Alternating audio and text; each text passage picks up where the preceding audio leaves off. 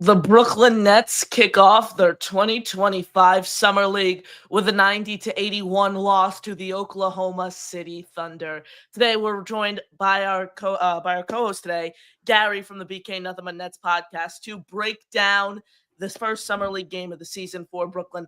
What went wrong? What did Brooklyn do well? That's what we'll be talking about today. I'm your host, Connor Long. Hello, everyone. Welcome into the Brooklyn Boys Show. Make sure you smash that like button and hit subscribe on your way into the building. It's completely free, and it does help us grow significantly right here on the channel. Throw your questions, comments, thoughts in the chat. We'll react to those shortly.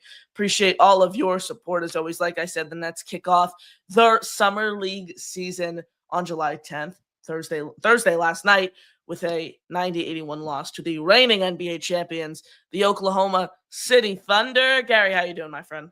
I'm doing good. Thanks for having me on. This is going to be fun. We're going to try to do this for every Summer League game, right? Oh, yeah, for sure. You already know. That's fun. That's a good amount of Summer League games. It's going to be interesting to see how they kind of mix and match the rotations over the course of these games, because we only saw a handful of players last night. It's not like Steve Hetzel, the Nets assistant coach, who is now head coaching the Summer League team for the second consecutive year. It's not like Steve Hetzel kind of, used every single player on his roster. There were a handful of guys, including Quincy Olivari, who did not play last night. Quincy Olivari was a G Leaguer with the South Bay Lakers last year, who got some run in LA for a little bit last season. So it's going to be interesting to watch over the course as we do these post-game shows. As we cover the Nets Summer League for the remaining games, how Steve Hetzel is able to utilize his entire rotation, who stands out, who doesn't, how much do we see the rookies? And I think that's where we have to start, Gary, the rookies last night. Breaking down, the overall game. I think Nolan Traore, the 19th overall pick in the NBA draft this past year, had the biggest impact for Brooklyn. He was the only player who had a plus rating. I mean, you start with his first points of the game. He, accelerates past multiple defenders, goes up and under to lay it in for two. I think it's clear why this guy got drafted by Brooklyn, despite taking Yegor Demon with their first draft pick. He's an athletic specimen, and I think that's why the Nets really, really like him.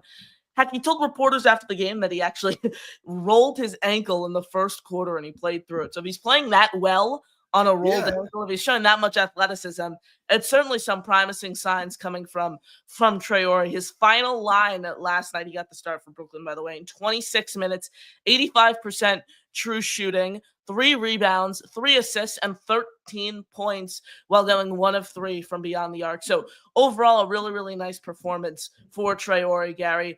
I know you weren't very high on the Nets picking Traore. I know he had top 5, top 10 buzz just a few years ago. You didn't understand it all that much. Has your opinion changed a little bit after seeing Traore last night? Did he impress you by any measure? Yeah, a little bit. I watched a lot of tape of him since post-draft. So since I said I hated the pick, I've watched a lot of tape on him. It was one of the guys I watched tape on him last year, and I was like, pass, right? Like, so I was never really got, because that's what he was talked about as a top 5 pick. And I was like, nah, pass. I went back. He's fast. Like, I'm not saying he's going to be Tyrese Maxey, but that's the upside. That's the ceiling. You can see the athleticism in him. Like, he's super quick. He's super twitchy. He can get to the basket. I don't think he's fully developed yet. I don't think he's there yet, but there's upside in him. You can see why they think he could be Tony Parker-ish. Like, you can see, I'm not saying he's going to get to Tony Parker's level, but you can see why they drafted him. He can get to the basket. That boy's quick. Like, he's blow past you quick. Yeah, and obviously the Nets selected so many point guards in this year's draft. 3 out of their 5 first-round picks were point guards, and a lot of these guys are ball-dominant point guards. These guys need the ball in their hands to, succeed and thrive at the NBA level. But Traore seemed to be the primary ball handler for Brooklyn last night. Steve Hetzel, the Nets assistant coach, who's coaching the Summer League squad now for the second year in a row, spoke to reporters following the loss on how all these rookies and all these ball handlers, assuming Cam Thomas is back as well, I'm sure they want to get him some run at the point guard position, as we saw towards the end of last year. Hetzel was asked how these rookies and how these even veterans on the roster are going to be able to coexist in Brooklyn, having there be so many ball handlers on this roster. Let's take a listen. This is the way our roster is constructed. There's room for the league is now multiple ball handlers, attackers, if you look at the team that just won the championship, they got Jalen Williams and Shai Gilgeous-Alexander that can both put the ball in the paint. We feel like the more people that we can have attacking and making plays, the better we are. Really interesting comments there from Hetzel, Gary. I like that he gave an analogy to OKC, but at the same time, Jalen Williams and Shai Gilgeous-Alexander are pretty much as good as it gets in the NBA for a 1-2 tandem. So I like the analogy, but it's also you're comparing the Brooklyn Nets to the Oklahoma City Thunder. I don't think that's a fair comp for Brooklyn. I'm a little concerned, to be quite honest, on how the Brooklyn's going to spread the ball around between these point guards. It was discerning to me that you drafted Yegor 8th overall. You tanked to get Yegor. We sat through that all of last year, and then Yegor didn't handle the ball. I was like, okay, he hit 2 threes, which was cool, but this is why we got him to play off the ball. Yeah. On a side note, did you see there's a new pronunciation for his name? Yegor Doyman. Doyman is actually how you say his name. I'll try to get used to it. It doesn't look anything like that. So I'm letting you guys know ahead of time. I'm going to struggle with that. Because it doesn't look like that at all. I had to listen to the clip like 4 times yesterday just to get it. All 3+ years to get Robert Saleh right. I can't promise that Yegor. I don't even know how we're saying his last name. Doyman is how he said we should say it. Yegor Doyman. I was listening to Eric Slater yesterday. He was saying it differently. It's like, this is going to become an issue. Like, no one can get this right. This is I look at his name, and the last thing I think is Yegor. I said Demon right from the gate. That's how I said it too, because that's what it looks like. Igor Demon. It looks like a pretty straightforward name. I was saying Igor Demon for a long time, and then I found out Yegor, and then all these different last names. I mean, we have to start with Doyman's performance yesterday. He shot 40% from 3, like you mentioned. And most importantly, I saw some clips from Eric Slater following the game. His form actually looked pretty nice on those 2 3 balls. His feet were aligned. He came quick off the pick and roll. I really, really like the way that Yegor was shooting the ball. So that was interesting to see from him. I want to see him be more physical, though, the next game that, he plays valuable minutes in. I mean, he played 23 minutes yesterday, had 8 points, a net 0 rating overall. He did have 2 turnovers, but he was known to have turnovers in college. 2 of 5 from downtown. What do you want to see from Yegor in the next Summer League matchup for Brooklyn, Gary, which is on Sunday against the Washington Wizards? I mean, I want to see him handle the rock, right? Like, I don't want to see him playing the wing. When they drafted him, I was texting with Pete from Net Fans, Shout out Pete. Subscribe to Net Fans. He's the GOAT. Yep. Yeah. I'm texting with Pete, and he's like, well, he can play the wing. I'm like, okay. Like, we took him 8th overall. Why are we playing him out of position, right? Like, I just don't understand. If this is what we wanted to, he's supposed to be the best ball handler, the best passer, but the best vision in the draft. And you want to play him like back in the day. I'm going to show my age. When the Nets had Jason Kidd, they really couldn't score, and they really couldn't get offense going. They play him at the 2 and put him in the post against smaller point guards, right? Because you had to put a point guard on him because he's so quick. So he'd post up smaller point guards because he's so strong. It's like, okay, you can do this for 5 minutes. We're not going to take the ball out of Jason Kidd's hands. It's like, this is not what we're doing. This is not how we're going to run an offense. This is what we're doing with Yegor. I mean, look, I want to, you asked me, I want to see him run the point. That's what I want to see him do. Like, I don't know why that's so much to ask. I'd like to see the point guard we drafted with our first lottery pick in 15 years run the point. That's what I would like to see. Yeah, absolutely. What I think is going to happen, and what I want to see over these next few games is, I want him to use his physicality. People forget this guy's 6'8". I want him to drive. I want him to get down low. I want him to be physical. I want him to be dominant in the paint. That's what I want to see from Yegor over these next few games. You spoke about vision. Someone who didn't have great court vision yesterday and overall struggled was Danny Wolf. He hit Drew Timme in the head with a pass pretty much to open the game. That was the first Summer League blooper of the year for Brooklyn. Wolf ultimately finished with a -3 rating, 4 points, 0-5 from the field, 0 of 3 from downtown, just hit all 4 of his free throws, 6 total rebounds, a block, 2 assists, and 4 turnovers. His first possession of the game, Gary, vividly remember this. first possession of the game, gets the ball for Danny Wolf, gets the ball ripped out of his hands, and then takes a panic foul for an N1 on Oklahoma City. So rough start for Danny Wolf. Yeah, look, everyone wants to beat up on Wolf, and he did not look good, that's for sure. I could see some things in him. I really could. I could see he can handle the ball. I think he can play in the NBA. It's going to be an adjustment period because everyone's going to be a far better athlete than him now. He's not going to be at their speed. They're all going to be faster than him. There's going to be some adjustments, but you can see the vision. You can see the creativity and the ability to handle the ball at an NBA level at being 7 foot tall is all there. Look, is it going to be a smooth transition immediately? Maybe not. But I saw some stuff that made me think that he can play in the NBA. And I know that's not the popular narrative. Jed Katz of Sports Illustrated, who we had on this program yesterday, said when we were doing our starting five predictions, he had a hot take that Danny Wolf's going to be the starting power forward this season. He may be at some point. It's not going to be day one. Could he start? Could he be the starting 4? Did he have him at the 4 or the 5? The 4, he had him at the 4. Yeah, I thought so. Maybe that means he's starting over Clowney. How do we feel about that? Depends how much his defense improves over Summer League. Depends how he looks in preseason as well. Like, he's 2 left feet on defense. He can't defend by any measure. I want him to be able to knock down the 3-ball consistently if he's going to be the starting power forward. That's the biggest thing. Because I can't see him. I can see him playing the 5 with Clowney. I can see him playing the 4, but not the starting 4. Like, he could come in for Clowney at the 4 and come in for Claxton at the 5. I can't see him starting it. But again, I didn't mean to interrupt. No, that's all I was going to say. Like, I think he needs to improve his defense. I think he needs to shoot the 3-ball more consistently. I think Noah Clowney's a far better defender than Danny Wolf is, and I think he's a better shooter.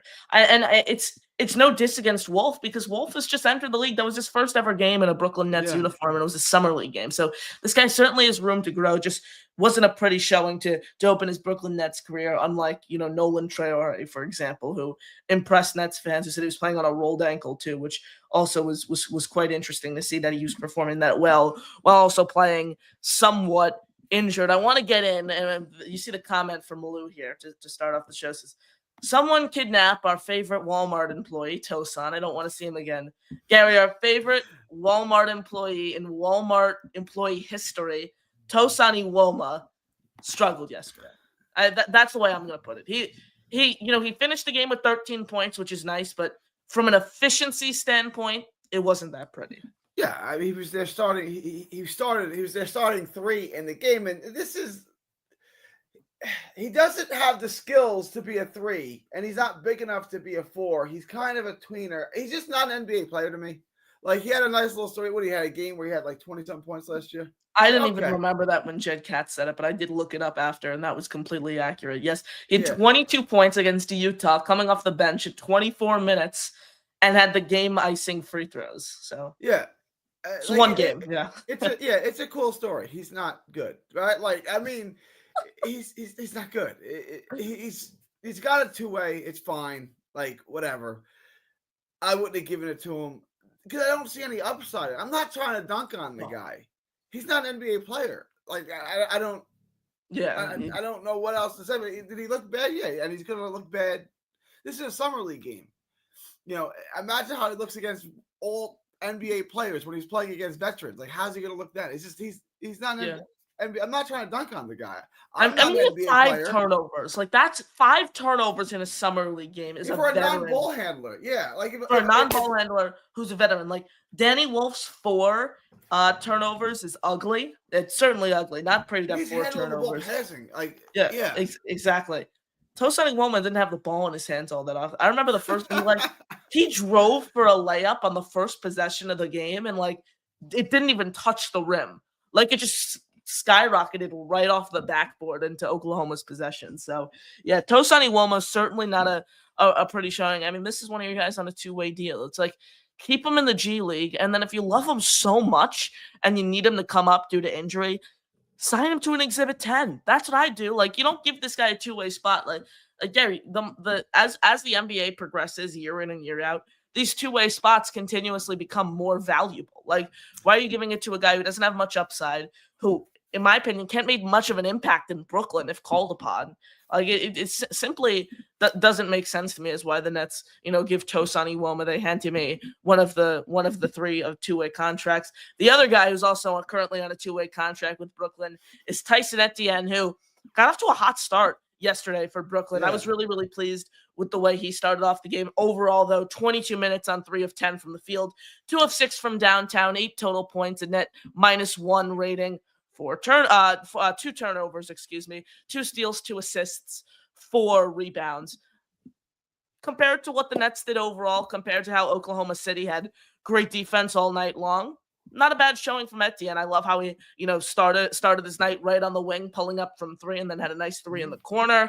Nice pass. By the way, do you see that pass when he was driving and he kind of got shoved and then on the run hit it to Traore in the corner, and then Traore knocked it down for a wide open 3 ball. So I was happy with what I saw from Etienne, but at the same time, like, I'd much rather be pleased with a performance from, Quincy Olivari when he plays, a guy who has upside, who's played in the G League before, compared to Tyson Etienne, because we pretty much kind of already know who he is as a player. Etienne was the best player on the court for the Nets yesterday. He really was. I think Traore was, but okay, yeah, comparable. But Etienne certainly had a great game. Etienne played really well. Like I said, he scored. He ran the point. He handled the ball. Didn't turn the ball over. He didn't turn the ball over. Like he was the floor general out there. He looked good. I was impressed with Tyson Etienne. Grant Nelson and Ben Saraf, I was not. But Tyson Etienne, I thought played well yesterday. I was that was a positive thing for. I don't know what his role is going to be. I don't know. He's got a two-way, right? So he's going to be here at times. He is on a two-way. I expect to see him in the preseason. Because I guess if they're really enamored, what are you going to do with Tyson Etienne? You know what I'm saying? Yeah. You're not going to get. But I thought that was positive yesterday from Tyson. Yes, Etienne. Certainly. You mentioned Ben Saraf. I kind of want to get into him. He started his night off with I'll give Ben Saraf his flowers. It was a beautiful spin move. And then he actually finished the lay-in, which was the most surprising part, in my opinion. So Ben Saraf had a really, really interesting performance yesterday for Brooklyn. He finished the night with only 3 total points, a -11 rating, 2 turnovers, 2 assists, and 1 rebound on 1 of 5 shooting from the field, 0 of 1 from downtown, and then 1 of 2 on his free throw attempts. So we kind of know who Tyson, we kind of know, who Ben Saraf really is. At this point, I think Ben Saraf is a guy who has speed, has athleticism. That's the only thing he really brings to the table. Not a great defender, can't really shoot for you. I don't think you can rely on him to give you a plus rating night in and night out. So wasn't a beautiful showing for Ben Saraf, but didn't surprise me because this was the expectation I had going into the season. Yeah, I'm looking at my notes here. And the only thing I got is early in the game, I said, looking pretty with the spin move, and he finished it. And then I have nothing else on him for the rest of the game. That's it. So this is what I have on Ben Saraf. This is all I have on Ben Saraf. Saraf, beautiful spin move into layup, foul on a drive, next possession, goes 1 of 2 from the stripe. Great speed, great assist to Nelson. So he had a nice assist to Grant Nelson where Nelson hammered it home. After Nelson, hammered that home, Gary, I was like, let's see more Grant Nelson. And then he just did nothing the whole game. I mean, another guy who I think really, really stood out for Brooklyn yesterday was Drew Timme. He had a great, great, great performance overall. His final line for Timme yesterday. Here it is. He had 22 points. Yeah, he had a double-double. He had 22 points. He almost had a double-double. 9 rebounds. Let's finish with 9 rebounds. Yeah. 9 rebounds, 1 assist, a steal, a block, no turnovers, 1 of 4 from free throws, 1 of 3 from beyond the arc, 10 of 13 shooting from inside the field, and then that all across 30 minutes. So a really nice overall showing from Drew Timme. But again, it's like this is a guy like. It's always great to see. I'm never rooting against a Brooklyn Net, no matter what. I'm always if you're wearing a Brooklyn Nets jersey, I'm always rooting for you, no matter what. But it's like, is this the guy you really want to see thrive on the court? Like I'd much rather have so many other players stick out because there's not a role for Drew Timme really, no matter how much he impresses, in my opinion, over the summer league. Like I just don't know how Drew Timme fits in Brooklyn. I want to touch on that, right? Because anyone who's played a lot of basketball, like a lot of pickup basketball, like there's this guy that you run with him, like I don't want to run with this guy, he sucks, and then you play with him, you're like, you know what, he's actually pretty good, and then you keep running with him and you keep winning, and you're like, you know what, I want to run with this guy. That's Drew Timme. Like I get it. You watch Drew Timme, and it's like all the obvious stuff. But he keeps contributing and he keeps playing well. Like I don't know. Like there's something. I'm not saying he's going to be a star in the league. Just saying, like, he may be a guy that kicks around the league because I want to run with this guy. He can play. He keeps contributing. Like, when they brought him up, like, oh, this guy's terrible. And it's all right. He's an NBA player. And now it's like, he's like a fringe he may guy. be a rotational guy. Like, there may be minutes for this. It doesn't look pretty. But, like, he keeps putting up numbers. He keeps getting rebounds. He keeps making shots. Like, who do you want him over then in Brooklyn? Would you put him over? I don't know. Like, let's just see how. Like, I'm not gonna like automatically give him minutes. He's got to earn those. But like, every time you play him, he just contributes. He killed it in the G League. He played fine. He looked like an NBA player to me. He contributed at an NBA level in his few minutes last year, and now you put him out here against, summer league player, and he dominates. He's 22-10, or 22-9. Yeah, I mean, I want to see how this performance can, persist pretty much over the whole summer league, and I think that stands for every player. Like, could Yegor can give us a triple double at some point in the summer league, and kind of change our opinion on yesterday. I thought Yegor was okay. He didn't really catch my eye. Like, if I wouldn't have, if I was just someone watching the game that knew nothing about basketball, and someone told me that I wouldn't have guessed that he was the 8th overall pick. Like, I would have said, oh, Traore was the first overall pick for you guys in this year's draft. I wouldn't have guessed it was Yegor Doyman just based on the way he performed yesterday. But there's certainly a lot to look forward to. I mean, the Nets still have a handful of summer league games left, so it's going to be very interesting again to kind of see how Steve Hetzel is able to utilize this rotation. Gary, anyone we didn't see yesterday who you want to see on Sunday against the Washington Wizards? Well, I want to give a shout out Caleb Daniels, number 28. The guy, I just get a guy with a little fro. Really good effort on defense. He's got 0% chance of making the team. He's 26 years old. I looked him up. Like he played at Villanova. 26 years old. So minus 15 rating though. Like the minus defensive effort rating, was there. He was hounding everyone on defense. I love watching summer league because these guys like jump on the floor. They're playing for their lives. Yeah. Good max effort from Caleb Daniels yesterday on defense. Look, he gets to wear a Nets uniform. He gets to be part of the Brooklyn Nets for the summer. He's certainly not going to make the roster. I looked at him like 26. Like 26. Dang, yeah. He could be Tosan from Walmart in a few years. Yeah. Who knows? Like he can be someone like that. Yeah. But I want to shout out Caleb Daniels for his effort on defense. And that's the one guy. I knew we weren't going to touch on him, so I wanted to shout him out before. I appreciate you jumping in. So anyone you want to see next game on Sunday against Washington? The guys who didn't play. Can I say Drake Powell? Because I really want to see Drake Powell. That's what I really want to see. Oh yeah. By the way, I was ordering a Drake. This is a huge mistake that I made. It actually arrived yesterday, and I'm so mad. Drake Powell is the jersey that Drake Powell is the jersey that I am ordering to be my jersey this season.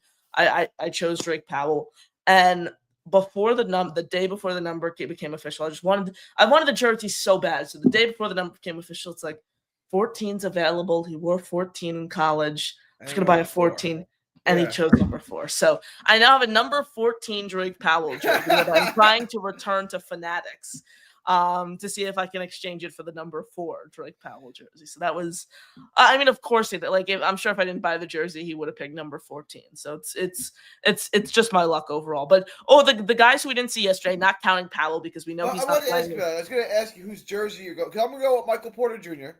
Okay, that's great. 7 is going to look really nice. I will say that. I like the way 7 looks with MPJ. So I'd go Day'Ron if you want a second. Like I love Day'Ron. Yeah, I love Day'Ron too. Clowney's gonna. If I get a second jersey, it's gonna be Clowney. But so I wanted to wait on two things. What the jersey, does it say Porter Jr. on the back, or does it just say Porter? So I'm waiting on that. I had to customize the Powell one. They didn't have Powell jerseys. I had to customize it. Let's see. It should Nets. Let's see if the jerseys are up. Oh no, you have to make it custom. Yeah. They don't have the jerseys aren't ready yet for And then Porter the Jr. second thing, the alternate uniform. Are they going to City replace those edition? horrible Coors editions with something better? Because I might order that. So I'm waiting for that, and I'm waiting to see if Porter Jr. has Porter or Porter Jr. on the back. So those Yeah, are the two things I'm waiting for. the one last year, the City Edition jerseys were awful last year. Yeah, the with, like, Coors jerseys. Those, Yeah. those are so bad. And we've always had like Yeah, I awesome had the City red, editions. white, the red, white, and blue one they did, I think 2 or 3 years ago it was, the like with Yeah. the kind of the New Jersey logo. I had like a Yeah. warm-up vest for that color scheme. It was super, super cool. So yeah, get a good City Edition jersey. There are so many teams like Miami, for example, is such a great City Edition color scheme. Like We've had them in the past. Like we've had good City editions in the past. These are abysmal. Yeah, yeah, absolutely. they're not good, Connor. Yeah, the problem is the league. Yeah, Do definitely. you remember like the Miami Heat ones that were like baby pink and baby blue, and they would like kind of fade into each other? Like Yeah, they had them recently. I think those were sick. yeah. Oh, yeah, you like those? I think those were awful. I think it gave me a seizure. I really do. I couldn't watch them. Let's see. You know the ones I'm talking about? Like Yeah, like the I'll pull it Miami up on the Vice kind screen. of looking things. Yeah. These? Yeah. What's that? It's not my favorite. I like these. Those I think are those better. are cool. Yeah. Yeah, I think those are cool. I mean the ones the Nets have had have not been great by any measure. For those who are wondering, I'm talking about the City editions, Those Net are City cool. edition. The ones that look like the New Jersey Nets uniform, those are I like the Yeah. These are it was this one, the City edition one. I love all right, those. those are cool. Yeah, those are cool. That's not for this year though. That was 2 years No. ago. Yeah. Yeah. What was it this last? Oh, it was this last year, which This were was last year. The year before it had like weird red in it. Like these This? are probably yeah. Those this are one's terrible, absolute but worst. this Yeah. one's awful, but this one is way worse. This Do you is think just that was? I think. Can we the agree letters they're both aren't big. terrible? Yeah. It's so Like bad. the gray doesn't make sense. Like I want a color that pops. Like give me something like this, for example. Like, I want The red, white, and blue is the best color scheme in the world. The teams Oh, that have red, undoubtedly. white, and blue, the Patriots, the Cubs, the Giants, they don't go away from it because it's the best color scheme. Just go back to even it. these are okay. They're not my favorite, but they're better Those, than I think this. those are way better. But Yeah. those are all the Kuji. I think those are overrated. Like they're all right. Yeah.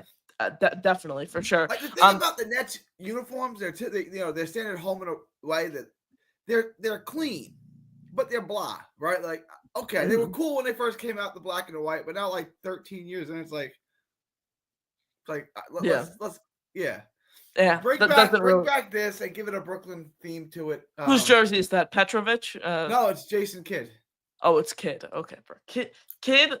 Even just watching highlights of Kidd and not being able to cover him, you could tell that he was like such an efficient, like probably the most efficient scorer in the NBA at that time. Like he was. If Cam Thomas could get assists and defend. I think that's what I put. But getting back to Summer League yesterday, the guys who did not play for Brooklyn, Tyrese Samuel, Justin Hamilton, Drake Powell, obviously he's not suiting up for any Summer League games due to a knee injury. Terry Roberts, who was on Long Island last season, Dre Davis, Quincy Olivari.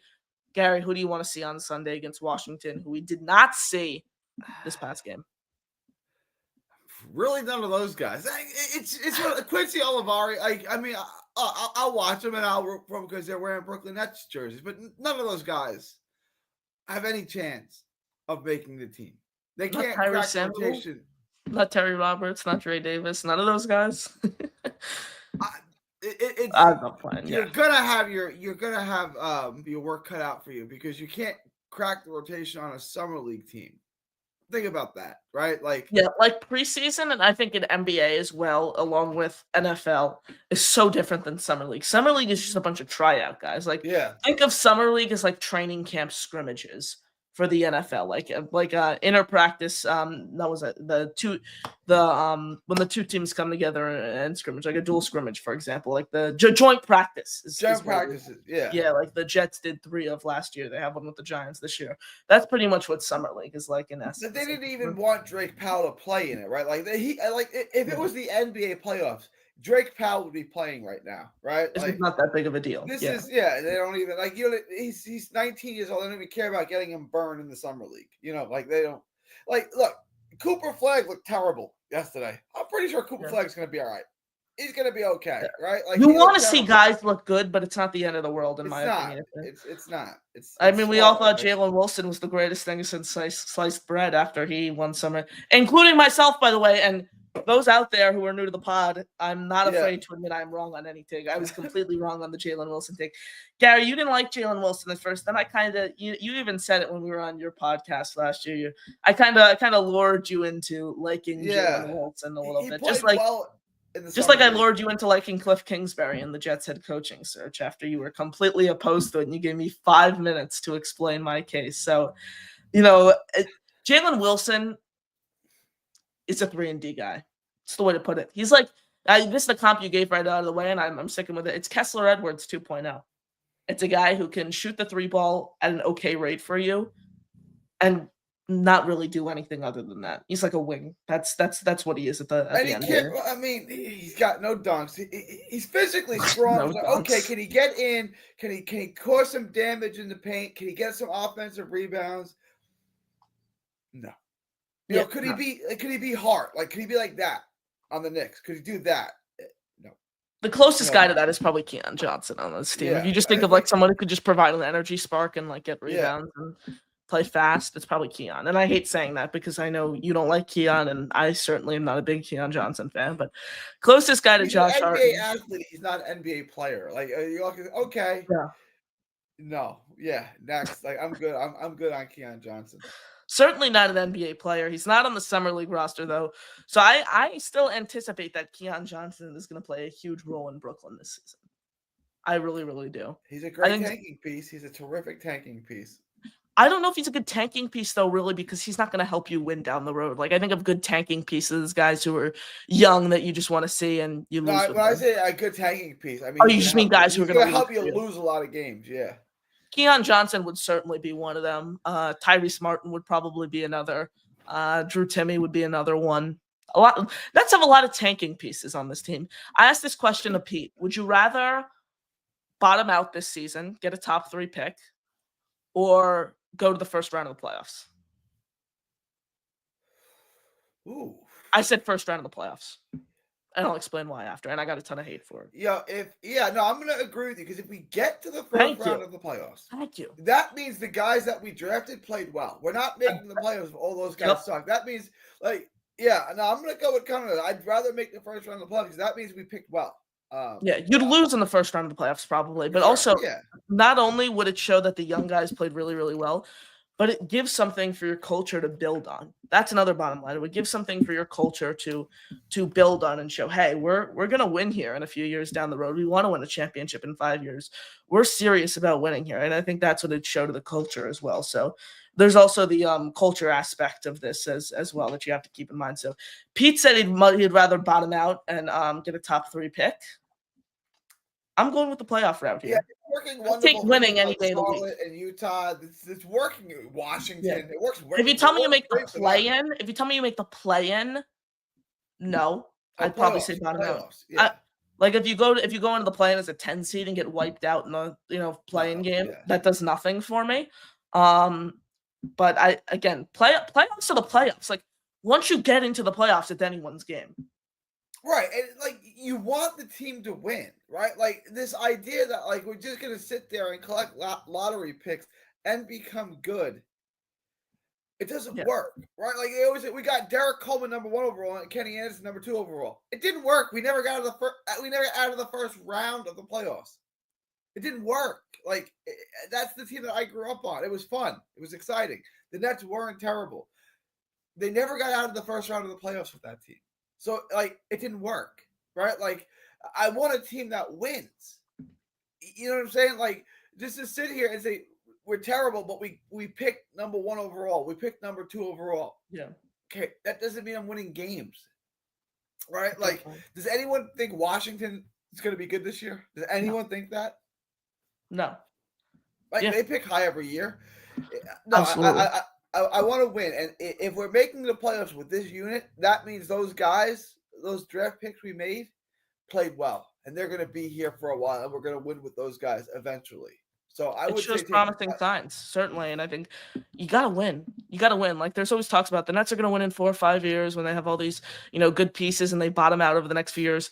You got to win sooner rather than later because, 5 years of losing, who knows if Jordy Fernandez is here? Who knows if Sean Marks is here, who's kind of picked the direction that this team is going to go down? Like, that's a huge thing. Like, if you get your GM fired midway through a rebuild, that's a pretty significant issue because I don't think Sean Marks is a good GM. I want him here now, though, because he's kind of picked the direction that this organization is going in. Like, I think you need to stick with the GM who's already picked the direction, is going to dictate everything. But anyways, appreciate you tuning in. Smash the like button, hit subscribe. Connor and Gary right here with you, recapping the Nets versus Thunder Summer League game. We're going to have a bunch of Summer League recaps for all the games coming up. Gary, appreciate you hopping on. You got any final thoughts here before we wrap up? No, that this was fun. Looking forward. When's the next Summer League game? It's what is Sunday at 5:30 against the Wizards. Sunday at 5:30. So EST 4:30. We'll be live about 8. Let's say. Yeah. Is that about right? Yeah. All right. Certainly. This was fun, Connor. I appreciate Definitely. you. For Looking forward sure. to the next one. Looking forward to it. Gary, appreciate you hopping on. Everyone, thank you guys for tuning in. He's Gary. I'm your host, Connor Long. Have a great rest of your day, everyone. And as always, go Nets.